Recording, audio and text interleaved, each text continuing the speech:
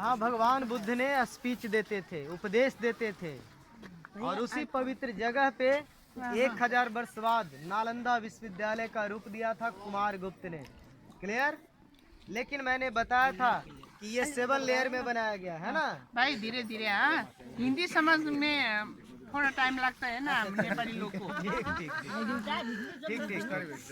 ठीक है। तो मैंने बताया था कि भगवान बुद्ध यहीं पे स्पीच देते थे, यानी कि उपदेश देते थे बहुत सारे बौद्ध भिक्षु के साथ। 10,000 बौद्ध भिक्षु उस समय थे। क्लियर? लेकिन मैं बताया था कि ये 7 लेयर में बनाया गया, यानी कि 7 स्टेप में बनाया गया। तो हाँ, लेकिन इसका निर्माण सम्राट अशोक ने किया, यानी कि सम्राट अशोक ने बनाया है। लेकिन 7 लेयर मैं 3 लेवल आपको दिखा रहा हूँ सीढ़ी के माध्यम से।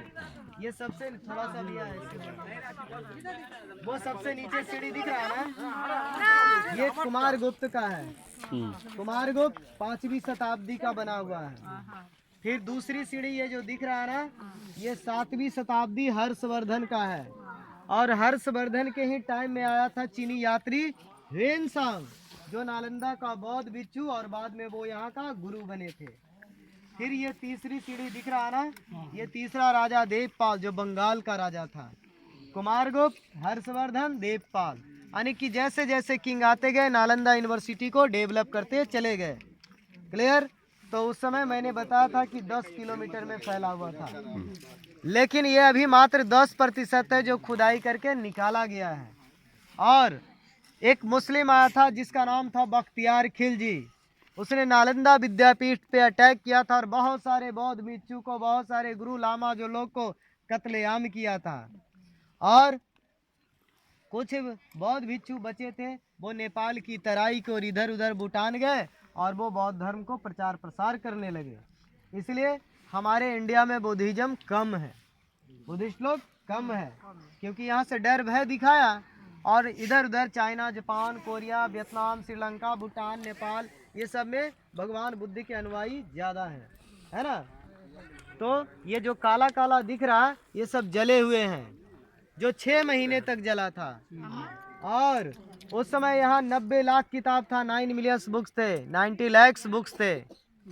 उसका नाम था रतन रंजक, रतन सागर और रतन ददी।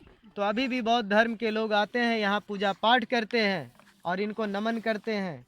मेन तो यही है देखने का, लेकिन अंदर जाने का अलाव नहीं है, क्योंकि गंदे लोग दीवारों पे लिख देते हैं मूर्तियाँ को नुकसान कर रहे थे। मंदिर में जूते चप्पल पहन करके चले जाते थे। किसी भी धर्म हो, मंदिर में जूता चप्पल पहन करके नहीं जाना चाहिए। इन गंदे लोग ये नहीं समझते, इसलिए हमारी सरकार सुरक्षा के लिए इसे घेरा लगा दिया है। क्लियर? और अंदर में आपको मैंने मूर्ति भी दिखाया ना, साइड साइड से, यहाँ से भी देखिए टूटा हुआ मूर्ति। आप लोग इधर होइए ना, देखिए साइड से मूर्ति दिख रहा है ना। लेकिन आपको मैं नजदीक से एक मूर्ति, यहाँ पे 2 टूटा हुआ मूर्ति दिखाऊंगा जिनका आप दर्शन करेंगे। आइए तो चलो।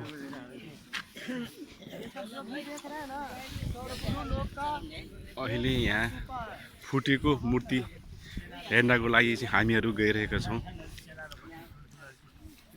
र भैयाले हामीलाई त्यो फुटेको मूर्ति देखाउने हुनेछ। र मन्दिरभित्र पनि धेरै मूर्तिहरू फुटेको छ। ल हेर्नुहोस्, ये भगवान बुद्ध की मूर्तियां हैं, और एक साइड सारी, एक साइड मंगल पुत्र, जिनको हम लोग बोलते हैं सारी पुत्र और महामोगलाई। क्लियर? तो ये टेम्पल हो गया। अभी भी इनका लोग आते हैं तो खाता वगैरह चढ़ाते हैं, अगरबत्ती, पूजा पाठ करते हैं। तो आप लोग की भी इच्छा है तो यहाँ पूजा पाठ कीजिए। यो टुटेको मूर्ति देख लीजिए, दर्शन कर लीजिए आप। ये स्तूपा, ये गुरु जी का है। ये कोई भी देख रहा है ना, ये सारे स्तूपा है। तो यहाँ 2 टूटा हुआ मूर्ति है गुरु जी। आप लोग का मोबाइल